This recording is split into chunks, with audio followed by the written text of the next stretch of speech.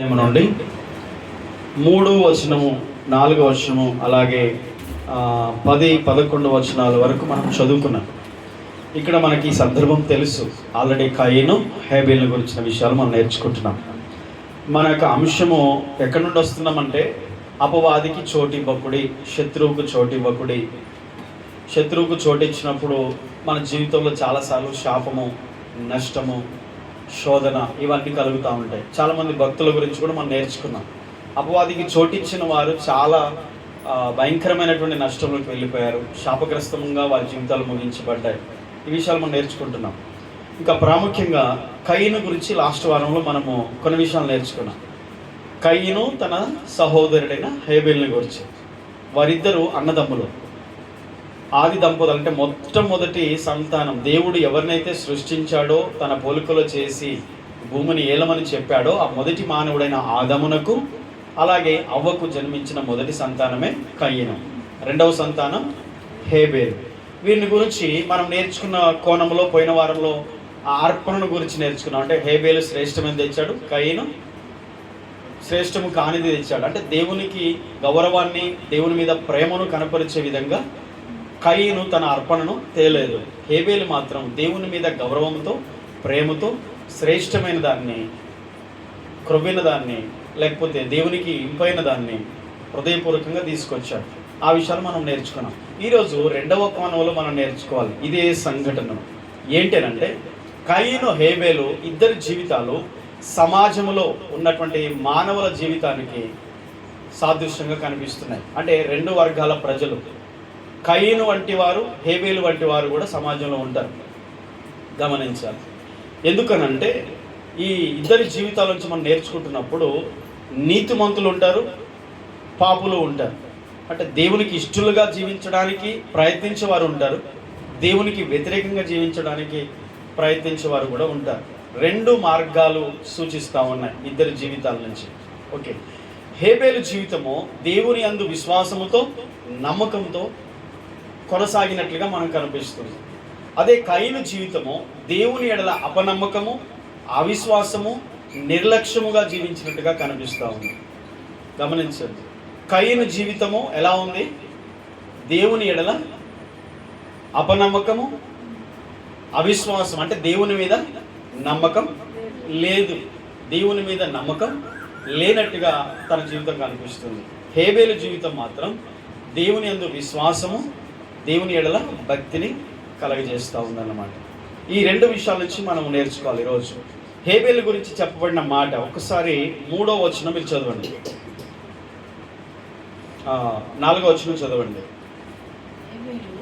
హేబేలు కూడా తన మందలో తొలుచూలు పుట్టిన వాటిలో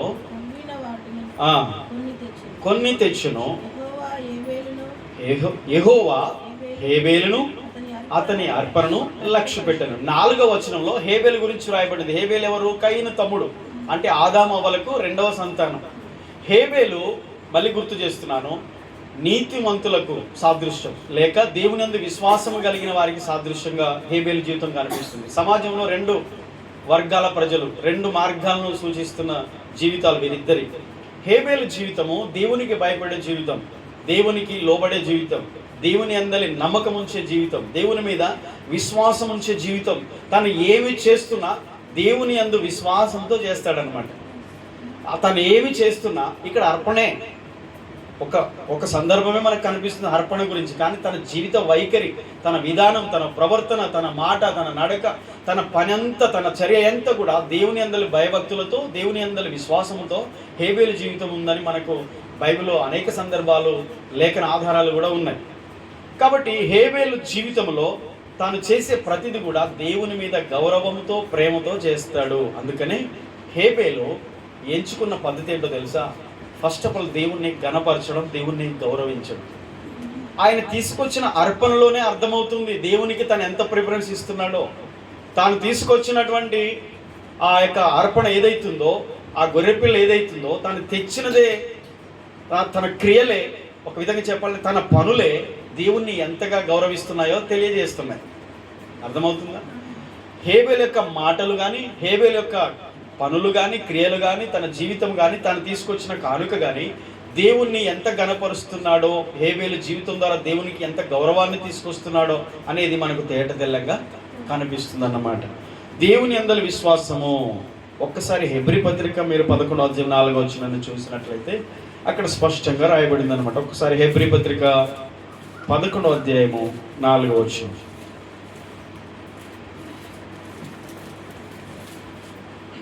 చదువున్నాను.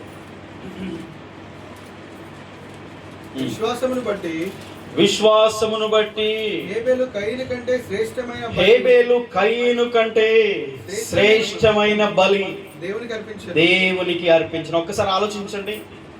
ఆది కాండము మొట్టమొదటి మానవ సృష్టి ఆరంభములో జరిగినటువంటి సంఘటన గురించి కొన్ని వేల సంవత్సరాలు, సుమారు 4000 సంవత్సరాల తర్వాత క్రీస్తు శకం 1వ శతాబ్దంలో అపొస్తలుడైన పౌలు దేవుని యందలి విశ్వాసం ఉంచిన బిడ్డలకు, దేవుని ప్రజలైన వారికి ఆనాడు 4000 సంవత్సరాలు, ఎన్ని వేలు? 4000 సంవత్సరాల క్రితం జరిగింది హేబేలు కయీను స్టోరీ. ఆ చరిత్రని ఇక్కడ జ్ఞాపకం చేస్తున్నాడు. ఎవరికి? విశ్వాసులకు. చెప్పండి, ఎవరికి? విశ్వాసులకు చెప్తున్నాడు. ఏంటి విశ్వాసం అనే సబ్జెక్ట్? ఇది హెబ్రీ 11వ విశ్వాస వీరుల జాబితా ఇది. నిజంగా దేవుని యందు విశ్వాసంతో బ్రతికిన బిడ్డలున్నారే, నీతిమంతులుగా విశ్వాసంతో దేవుని మీద నమ్మకంతో బ్రతికిన వాళ్ళు ఉన్నారే, వారిని గురించి చెప్తూ హేబేలు గురించి మొదట జ్ఞాపకం చేస్తున్నాడు. విశ్వాసమును బట్టి హేబేలు ఏం చేశాడు? దేవుని మీద ఉన్న విశ్వాసం బట్టి హేబేలు ఏం చేశాడు? ఎవరికంటే? కయీను ఎవరు? తన అన్న కంటే తాను దేవుని యందు విశ్వాసమును బట్టి తన అన్న కంటే శ్రేష్టమైన బలి అర్పించాడు, అర్పణ తెచ్చాడట. అది ఈరోజు మనం నేర్చుకోవాల్సింది, ఎదగాల్సింది అదే. ఇతరుల కంటే కూడా మనము దేవుని ఎడల ఇంకా అధికమైనటువంటి పవిత్రమైన జీవితం జీవించాలి, నీతిగల జీవితం జీవించాలి, యథార్థమైన జీవితం జీవించాలి. దేవునికి ఇష్టలు అయిన పేరు పొందాలంట. ఏ పేరు పొందాలి? ఈ లోకంలో మనుషుల ద్వారా అబ్బా చాలా ధనవంతుడు, ఈయన చాలా గొప్పవాడు, ఈయన చాలా ఇది చాలా అది అని దానికంటే కూడా అది మంచి పేరే. లోకంలో గనులకు కలిగినటువంటి పేరు నీకు కలగజేస్తానన్న దేవుడు ఖచ్చితంగా లోకంలో మంచి పేరు దేవుడు ఇస్తాడు. కానీ అంతకంటే దేవునికి ఇష్టడని పేరు పొందడం చాలా గొప్ప సాక్ష్యం అన్నమాట. విశ్వాసం బట్టి హేబేలు తన అన్నైన కయీను కంటే శ్రేష్టమైన బలి అర్పించెను. అతని గురించి సాక్ష్యం. రెండవది, అతని అర్పణను గురించి సాక్ష్యం ఇచ్చినప్పుడు అతడు దేవుని యందు తాను ఉంచిన ఆ విశ్వాసమును బట్టి నీతిమంతుడని సాక్ష్యం పొందాడు. చెప్పండి, హేబేలు నీతిమంతుడని సాక్ష్యం ఎప్పుడు పొందాడు? దేన్ని బట్టి పొందాడు కదా? కేవలం ఒక అర్పణ కానుకే కాదండి. అక్కడ తన అన్న కంటే తన మాటలు నీతిమంతమైనవి, తన క్రియలు నీతి కలిగినవి, తన క్రియలు శ్రేష్టమైనవి. తన అన్న కంటే కూడా తాను దేవుని దృష్టికి ఇష్టడుగా జీవించాడు. ఈరోజు నీవు ఇతరులను పోల్చుకొని ఇంకా పాడైపోతున్నావు. ఇతరుల జీవితాలను పోల్చుకొని వాళ్ళే అట్లా చేస్తున్నారు, నేను చేస్తే తప్పేంటి, చెడిపోవడానికి ఆదర్శంగా తీసుకుంటున్నారు. కానీ వాటికంటే వారు చేసే క్రియలు నేను చేయకూడదు, నేను బెటర్ చేయాలి, నేను మంచి చేయాలి, వారిలాగా నేను జీవించొద్దు, వారు భక్తిహీనులుగా ఉన్నారు, నామకార్థులు ఉన్నారు, వేషధారులుగా ఉన్నారు, అటు ఇటు కాకుంటున్నారు, అలా నేను ఉండకూడదు, ఇంకా నేను శ్రేష్టమైన జీవితం జీవించాలి, దేవునికి ఇష్టడుగా జీవించాలి, వారికంటే నేను ఇంకా మంచి క్రియలు చేయాలి అని మనము హేబేలు వలె మన జీవితాన్ని ఇతరు కయీను కంటే హేబేలు ఎలాగ శ్రేష్టమైన చేశాడో అలా చేయడానికి మనం ఇప్పుడు ఆలోచన చేయాలి. ఏం సాక్ష్యం పొందుకున్నాడు హేబేలు తాను తీసుకొచ్చిన అర్పణ ద్వారా? నీతిమంతుడు. నీతిమంతుడు ఎలా అయ్యాడండి? ఎలా అయ్యాడు? ఒక విశ్వాసం వల్లనే కాదు, క్రియల వల్ల కూడా నీతిమంతుడు అవుతారు. ఆమేన్. యెహోవా చేత నిర్దోషి అని ఎంచబడిన వాడు ధన్యుడట. తన పాపములకు పరిహారము నొందినవాడు ధన్యుడు. యెహోవా చేత నిర్దోషి, ఇతడు నిర్దోషి, ఈమె నిర్దోషి, ఈమె నీతిమంతురాలు అని దేవుని ద్వారా సాక్ష్యం పొందడం కూడా చాలా గొప్ప విషయం. క్రియలు, హేబేలు తీసుకొచ్చిన అర్పణ అతన్ని నీతిమంతుడనే సాక్ష్యము చూపిస్తున్నాడు. సాక్ష్యం, మొదటి సాక్ష్యం ఏంటో తెలుసా? కయీను కంటే శ్రేష్టమైన బలి దేవునికి అర్పించెను. దేవుడు అతని అర్పణ గురించి సాక్ష్యం ఇచ్చాడు. ఎవరు ఇచ్చారు సాక్ష్యం? నువ్వు ఇచ్చే కానుక గురించి ఎవరు సాక్ష్యం ఇస్తారు? పక్కన అక్కిస్తుందా, అన్న ఇస్తాడా సాక్ష్యం? మనకు ఆ సాక్ష్యాలు కావాలి. మనం ఎంత వేసామో ఇతరులు చెప్పుకోవాలి, మనం ఏం చేస్తున్నామో ఇతరులు చెప్పుకోవాలి. ఇది కరెక్ట్ కాదండి. అసలు ఆ పద్ధతే తప్పు. చాలామందికి నచ్చితే మా పేరు చెప్పరా అయ్యగారు, మేము అది చేసాం ఇది చేసాం చెప్పరా, రాయరా, ఫ్యాన్ తెచ్చి కూడా 4-3 రెక్కల మీద వాళ్ళ పేరు రాయించుకుంటాం. ఇదంతా సమాజంలో ఉంది, క్రైస్తవ సమాజంలో. కానీ అది తప్పు. ఎందుకంటే మన ఫలం పోతుంది. మన పేరు చెప్పుకుంటే ఏం పోతుంది? ఫలం పోతుంది. ఎవరు చెప్పాలి మన గురించి? హేబేలు గురించి ఎవరు చెప్పారు? ఏం చెప్తుంది బైబిల్? హేబేలును తన అర్పణను గురించి, దేవుడు అతని అర్పణను గురించి సాక్ష్యం ఇచ్చాడు అని చెప్తుంది. రెండవది, ఆ సాక్ష్యం ఎలాంటిదంటే హేబేలు నీతిమంతుడైన సాక్ష్యము. అతడు మృతి నొంది విశ్వాసం ద్వారా మాట్లాడుచున్నాడు. దేవుని యందు విశ్వాసం అనేది ఎప్పుడు మృతి నొందదండి. మనిషి మృతి నొందుతాడు కానీ తన సాక్ష్యం చచ్చిపోదు. మనిషి చచ్చిపోయినా తన గురించి తరతరాలు చెప్పుకుంటూనే ఉంటారు. నిజమా కాదా? ఒక వ్యక్తి గురించి, తన మంచితనం గురించి, తన గొప్పతనం గురించి చెప్తాడు. అయితే దేవుడు కూడా తప్పకుండా అలాంటి వ్యక్తులను మరలా గుర్తు చేసి, జ్ఞాపకం చేసి చెప్తాడు. పరిశుద్ధాత్మ దేవుడు వ్రాయించాడు నీ హేబేలు గురించి. ఏం వ్రాయించాడు? మంచి సాక్ష్యం వ్రాయించాడు. కాబట్టి ఇద్దరు 2 జీవితాలకు సాధిస్తున్నారు సమాజంలో. ఒకరు దేవుని విశ్వసిస్తున్నారు, దేవునికి లోబడుతున్నారు, మంచి క్రియలు చేస్తున్నారు. ఇంకొకరు కూడా దేవుని ఎద్దకు వస్తున్నారు కానీ విశ్వాసంతో రావట్లేదు, నిర్లక్ష్యంతో జీవిస్తున్నారు, అవిశ్వాసంతో ప్రవర్తిస్తున్నారు, దేవుని ఎడల గౌరవము, మర్యాద, భయభక్తులు, ప్రేమ లేకుండా ప్రవర్తిస్తున్నారు. హేబేలు కయీను అర్పణ తేలేదా? తెచ్చాడు. మరి ఎందుకు అంగీకరించలేదు? దేవుని మీద గౌరవంతో తేలేదు, దేవుని మీద నమ్మకంతో తేలేదు, అసలు దేవుని మీద విశ్వాసం ఉంచట్లేదు. తన జీవితంలో నిర్లక్ష్యము, అవిధేయత, అవిశ్వాసం అనేది బయటికి కనిపించకుండా లోపల ఉన్నాయి. దేవుడు ఏం చూస్తాడు? హృదయాన్ని చూస్తాడు. హేబేలు హృదయాన్ని చూస్తున్నాడు, కయీను హృదయాన్ని కూడా చూస్తున్నాడు. రెండవది ఏంటంటే నమ్మకస్తుడుగా అతడు జీవించాడు హేబేలు. హేబేల్ లాగా విశ్వాసులకు తండ్రి అని పిలువబడిన ఆయన పెద్ద ఆయన కూడా జీవించాడు తెలుసా? ఆయన పేరు అబ్రహాం. ఆదికాండం 15వ అధ్యాయం 6వ వచనం మీరు చదవండి ఒకసారి. ఏది చెప్తే దానికి లోబడతాడు, ఏది చెప్తే దాన్ని విశ్వసిస్తాడు, దాన్ని నమ్ముతాడు. నీతిమంతుడు విశ్వాసం మూలముగా నీతిమంతుడుగా తీర్చబడినవాడు, క్రియల ద్వారా నీతిమంతుడుగా తీర్చబడినవాడు దేవుని మాటకు లోబడేవాడే. గుర్తుపెట్టుకోండి, దేవుని మాటకు విధేయత చూపేవాడే. చదవండి. అతడు యెహోవాను నమ్మెను. ఆదికాండం 15:6. అతడు యెహోవాను నమ్మెను, ఆయన అది అతనికి నీతిగా. ఆమేన్. ఏం నమ్మాడు తెలుసా? దేవుడు ఏది చెప్పాడో అది నమ్మాడు. ఏం చెప్పాడు దేవుడు? 4వ వచనము, యెహోవా వాక్యము అబ్రహాము యొద్దకు వచ్చి, నీకు వారసుడు కాడు, నీ గర్భవాసమున పుట్టబోచున్నవాడు నీకు వారసుడని చెప్పాను. ఆమేన్. అబ్రహాముకు ఒక దాసుడు ఉన్నాడు. ఇక నాకు పిల్లలు లేరు కాబట్టి 90 సంవత్సరాల వయసు వచ్చేసింది, ఇక ముసలితనంలో పిల్లలు ఇక పుట్టారులే. ఇక నా దాసుడైన ఎలియాజర్ పెద్ద దాసుడై నాకు కుమారుడు వారసుడు అవుతాడని అంటే దేవుడు అన్నాడు, ఇతడు కాదు నీకు వారసుడు, ఇతడు వారసుడు కాదు, నీ గర్భవాసమున పుట్టబోవాడే నీకు వారసుడు అవుతాడు, నీకు సంతానాన్ని దేవుడు ఇస్తారని చెప్పాడుగా. అబ్రహాం అది నమ్మాడు. మరియు ఆయన వెలుపలికి అతను తీసుకుని వచ్చి ఆకాశం వైపు తేరి చూసి నక్షత్రం లెక్కించుటకు నీ చేతనైతే లెక్కించమని చెప్పి నీ సంతానం అలాగా అవుతుందని చెప్పినప్పుడు హేళన చేయలేదు అబ్రహాము. 90 ఏళ్ళు వచ్చినాయి, పిల్లలే లేరు, ఆకాశ నక్షత్రాలు లెక్కించుటకు వీలుగా అన్ని ఉంటాయి, లెక్కించలేరు ఎవరు. నీ సంతానం అలా చేస్తానంటే హేళన చేశాడా? నమ్మాడు. మరి ఈ జీవితాల్లో నమ్మకం అనేది దేవుని మీద లేకపోతే మనకు సాక్ష్యం దక్కదు. మన మాట, మనం దేవుడు చెప్పిన ప్రతి వాగ్దానం, దేవుడు చెప్పిన ప్రతి మాట, ఉపదేశము ఈరోజు దైవ సేవకులు నిలబెట్టి అనేక మార్లు దేవుడు మాట్లాడుతూనే ఉన్నాడు. ఎంతమంది లోబడుతున్నారు? దేవుడే స్వయంగా తన వాక్కును తన సేవకుని నోట నుండి చెప్తున్నాడు. ఎంతమంది లోబడుతున్నారు, ఎంతమంది నిర్లక్ష్యం చేస్తున్నారు, ఎంతమంది విధేయత చెబుతున్నారు, ఎంతమంది అవిధేయతతో వెళ్ళిపోతున్నారు, ఎంతమంది విశ్వాసం ఉంచుతున్నారు, ఎంతమంది అవిశ్వాసంగా అనుకుంటారు. అంతే. అది హేళనతో చేయబడిన జీవితం. హేళన చేసేవారు హేళన చేయబడతారు. ఎప్పుడు దేవుని వాక్కును హేళన చేయొద్దు. దేవుడు ఏం ఉపదేశించాడో, ఆదాము అవ్వలకు ఏదైతే నేర్పించాడో అది పిల్లలకు నేర్పారు. కయీనుకి హేబేలుకి వారు నేర్పారు. నేర్పకపోతే బలి అర్పించాలి, బలిపీఠం కట్టాలి, దేవుని ఆరాధించాలి, అర్పణ తీసుకెళ్లాలని ఎవరు చెప్పారు? వాళ్ళకి తల్లిదండ్రులు చెప్పారు. తెలుసు ఏం చేయాలో నీకు తెలుసు, కానీ చేయవు. అదే కదా వచ్చిన తంట మనతో. మనకు తెలుసు, కానీ చేయం కదా. కానీ ఈరోజు నేర్చుకునేది ఏంటో తెలుసా? హేబేలు వలె మనము లోబడుదుము గాక, హేబేలు వలె విశ్వాసం ఉంచుదుము గాక.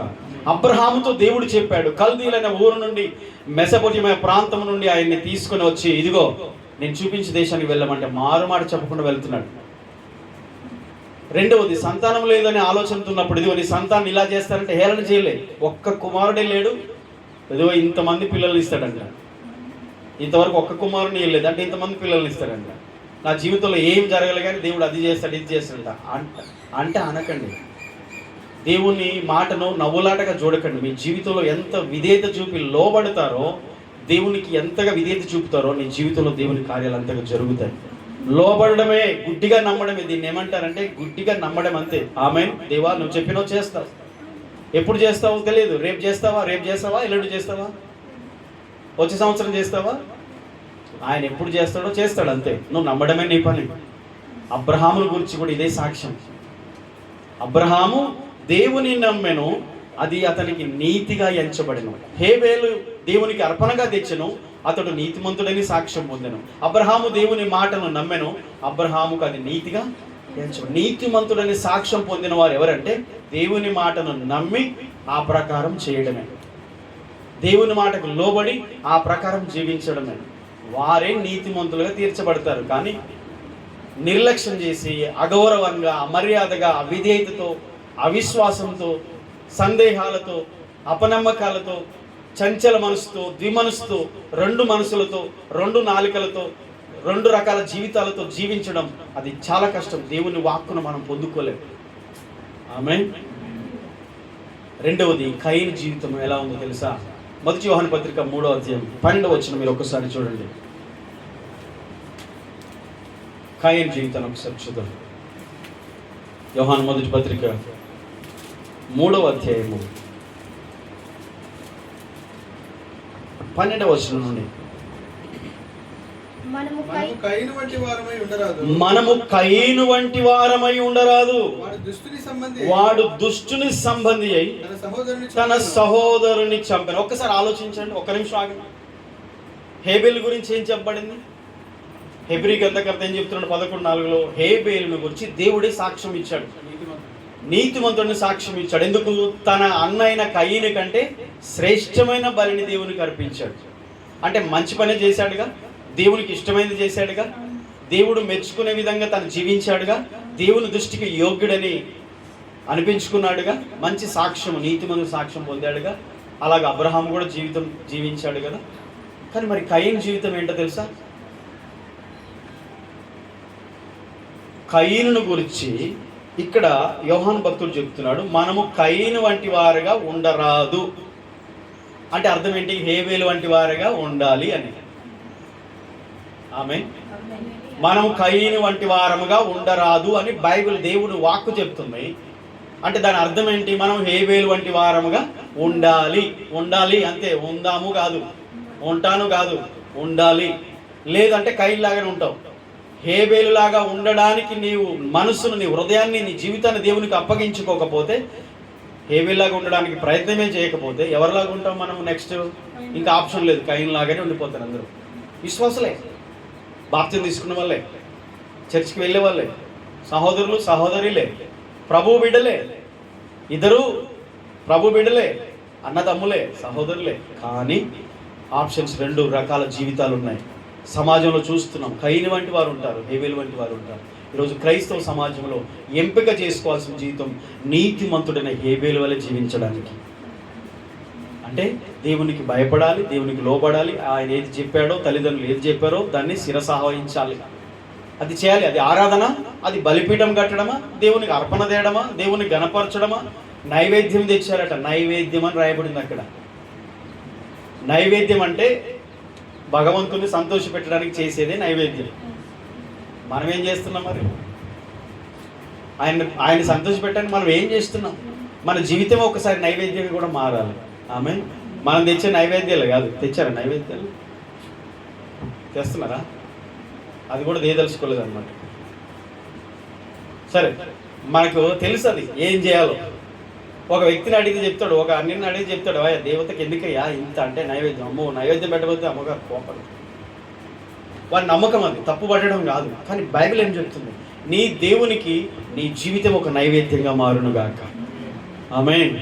బలిపీఠము మీద మన జీవితము ప్రార్థన ద్వారా దేవునికి మనల్ని మనం ఇంపైన నైవేద్యంగా అర్పించుకోవాలి. అందుకనే ఉపవాసం ఉండండి, ప్రార్థించండి, దేవునికి ఇష్టంగా ఉండండి. మీ జీవితమే దేవునికి ఇంపైన నైవేద్యంగా మార్చబడినప్పుడు దేవుడు మీ కోరికలు తీరుస్తాడు, దేవుడు మీ ఆశగల ప్రాణములు తృప్తిపరుస్తాడు, దేవుడు మీ హృదయ వాంఛలు తీరుస్తాడు.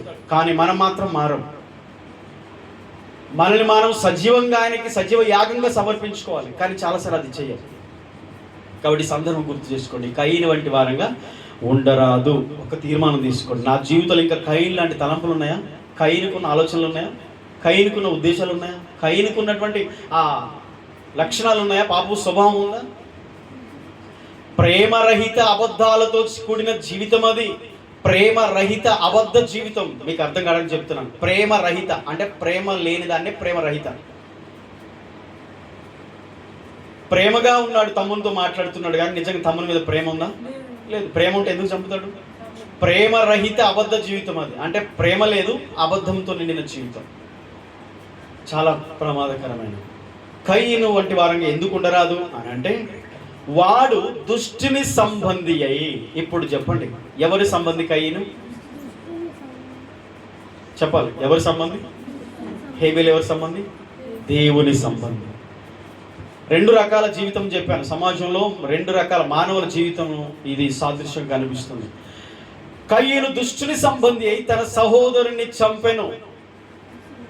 హేబెలు దేవుని సంబంధి గనక ఎవరిని, కయీను ఎంత దుష్టుని సంబంధిగా ఎంత దుష్టుడై ఉన్నా, తన హేబెలు దేవుని సంబంధి గనక, నీతిమంతుడు గనక ఏమి పట్టించుకోలేదు. దేవునికి ఇష్టంగా జీవించడం తన జీవితంలో అదొకటి నేర్చుకున్నాడు. ఏం చేశాడు? తన సహోదరుని చంపెను. ఇప్పుడు ప్రశ్న, సహోదరుని చంపాడు, వాడు దుష్టుని సంబంధి అయి తన సహోదరుని చంపెను. వాడు అతన్ని ఎందుకు చంపెను? హేబెల్ని గురించి అతను అని ఉంది, సందర్భం సంబోధించడం. కయీను గురించి ఏమి తెలుసా? వాడు అని ఉంది. దేవుడే అలా మాట్లాడతాడు. విలువ లేని వాడిని, విలువ ఇవ్వని వాడిని, గౌరవించని వాడిని, ప్రేమించని వాడిని, వ్యతిరేకంగా జీవించే వాడిని దేవుడు ఏమంటాడు? ఇస్కరియోతు యూదా గురించి పోయిన వారం చెప్పాను. వాడిలాగు చెప్పినది బీదల మీద శ్రద్ధ కలిగి కాదు, వాడి యొద్ద సొమ్ము సంచి ఉండినందున అందులో వేయబడిన దొంగిలించు వచ్చను గనుక వాడిలాగు చెప్పాను. మళ్ళీ వాడు. ఇక్కడ కయీను దుష్టుని సంబంధి. కయీను అని ఉందా? వాడు అని ఉందా? వాడు అని ఉంది. చూసారా? దేవునికి వ్యతిరేకంగా మన జీవితం ఉంటే మన స్థాయి ఎక్కడికి పడిపోద్ది తెలుసా దేవుని దృష్టిలో? అమ్మా ఆయన ప్రేమించాడు, మారుతారని. అమ్మా వారు నీకే హాని చేయలేదుగా, నేను కూడా నీకే హాని చేయలేదు, నీ పాపాలు క్షమించబడ్డాయి, ఇక మీద పాపము అమ్మా అన్నాడు. కానీ ఆయనకి విరుద్ధమైన జీవితం, మార్పులేని జీవితం, దుష్టత్వంతో నిండిన జీవితాన్ని ఏమంటాడు తెలుసా? వాడు అంటాడు. చాలా జాగ్రత్త. ఎందుకు చంపాడు తన తమ్ముణ్ణి? చివరి మాట చెప్పి నేను ముగిస్తాను. ఎందుకు చంపాడు? తన క్రియలు చెడ్డవి, తన సహోదరుని క్రియలు నీతి గలవై ఉండెను గనుకనే కదా. అవునా కదా?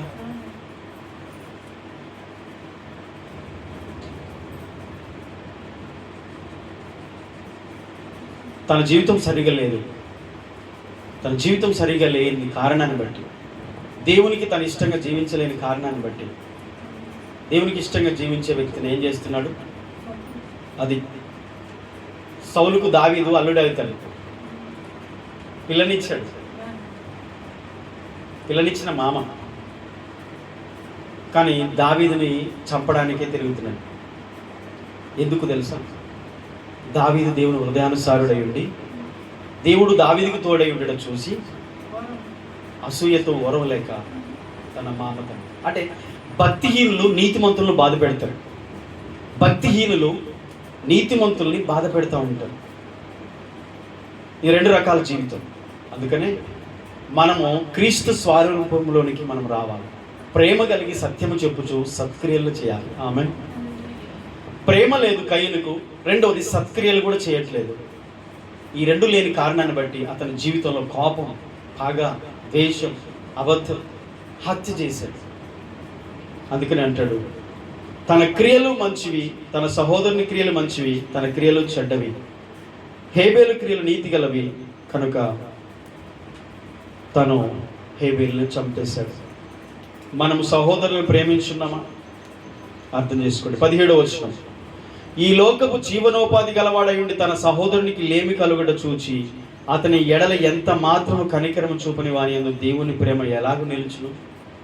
ప్రేమ ఉంటే తమ్ముని ఎందుకు చంపుతాడు? దేవుని ప్రేమ, భక్తుని యొక్క ఉద్దేశం ఏంటంటే మనము ప్రేమ లేని వారై ఉండకూడదు, మనము ప్రేమ కలిగిన వారిగా ఉండాలి.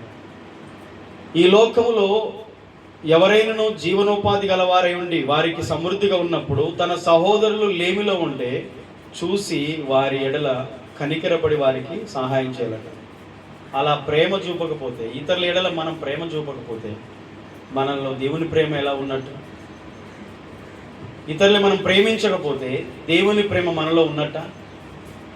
దేవుని ప్రేమ లేదు, ప్రేమ లేదు. అందుకనే ప్రేమ కలిగి సత్యముతో మనం బ్రతుకుతూ సత్క్రియలు చేసేవారిగా ఉండాలని చెప్తున్నాడు. ఇంకా 18వ వచనం కూడా చూడండి, చివరి మాట, చిన్నపిల్లలారా మాటతోనూ నాలుకతోనూ కాక క్రియతోనూ సత్యముతోనూ ప్రేమించుదాం.